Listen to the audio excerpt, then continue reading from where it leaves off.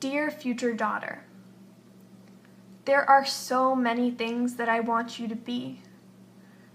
But most importantly, I want you to be a feminist. I want you to be a person who fights for equality between the genders, from equal pay to equal treatment, and everything in between. Your entire life is going to be filled with men and other women telling you to do things. Telling you to stop being bossy, telling you to go get them coffee, and making you feel like you're worth less than you are. Promise me that you won't let anybody make you feel like you're worth less than you are. Throughout your life, I guarantee you that you're going to see mostly men in positions of power.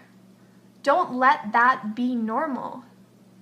Don't let yourself fall into a position where you feel like you can't have a high-power, high-paying job just because of your gender. We are all people, so why shouldn't we be treated equally? From the moment that you step into elementary school, you're going to be talked down to for trying to be a leader. You'll be called names, things like bossy and pushy, just because you're a girl. But when the boys take the lead, they'll be rewarded for their leadership skills with praise. When I was in second grade, we played games with little shape blocks, making little armies. And I thought the pieces should be organized by shape so that we can find them easier. But when I shared my idea with my peers, it was shot down because I was being bossy. Not only was I shot down by male peers, but by female peers as well.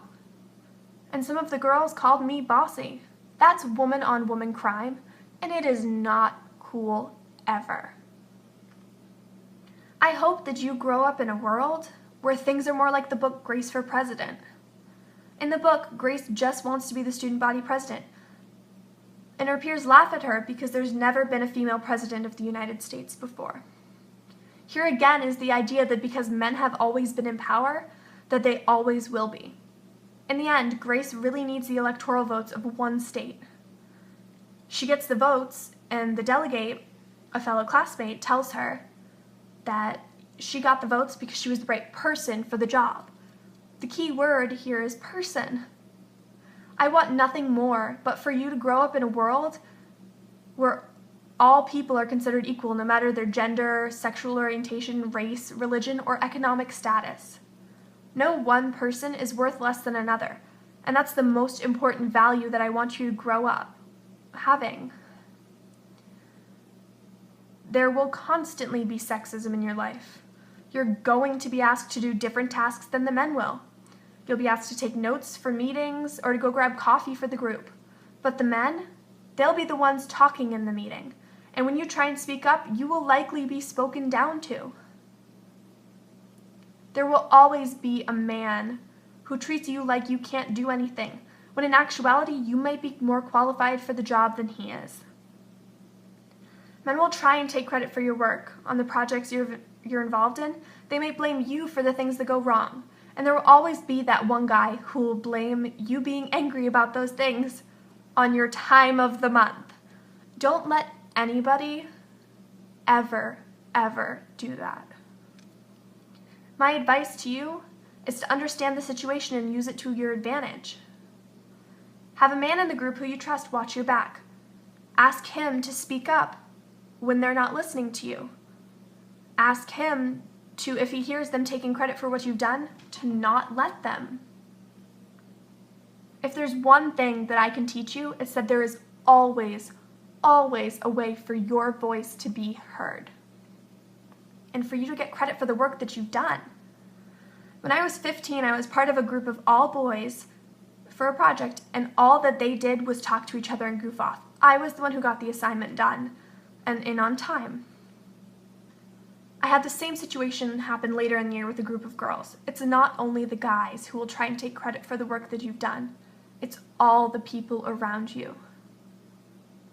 Fortunately, I had a support system with my teachers, and when I explained to them that I had done most of the work and that the others were goofing off, they had trust in my words and made sure that I got the credit that I deserved for the work that I had done. I hope that you can form relationships with your teachers like I have, where you know that you can rely on them to help you get the credit you deserve for the work that you've done. I'm in a school where everyone is considered equal no matter what, and that is a heavenly thing.